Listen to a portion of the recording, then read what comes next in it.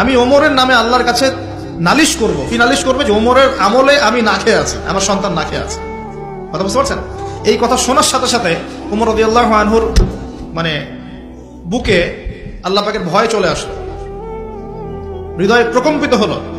প্রকম্পিত হওয়ার পর তিনি নিজে চলে গেলেন মদিনায়, যেটাকে বলি আমরা বাইতুল মাল, মানে রাষ্ট্রীয় সম্পদ যেখানে থাকতো ওটাকে বাইতুল মাল বলা হতো। সেখান থেকে একটা আটার বস্তা নিজের কাঁধে উঠিয়েছেন, উঠিয়ে নিজে পায়ে হেঁটে ওই মহিলার বাসায় যাচ্ছেন। তার পাশে থাকা একজন সাহাবী, তিনি বলছেন, তার নাম আসলাম রাদিয়াল্লাহু আনহু, তিনি বলছেন যে ইয়া আমিরুল মুমিনিন, হে আমিরুল মুমিনিন, আমাকে দিন, আনা আহমিলুক, আমি এটাকে বহন করে নিয়ে যাই, আপনি চলেন সাথে, সমস্যা নেই, আমি বহন করে নিয়ে যাই অ্যাটলিস্ট।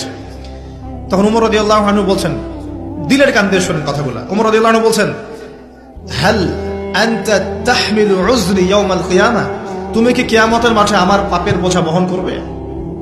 সুবহানাল্লাহ, চিন্তা করে দেখেন। নিজের হাতে গেলেন, রান্না করে খাওয়ালেন, তারপরে বললেন আগামীকাল তুমি আমিরুল মুমিনিনের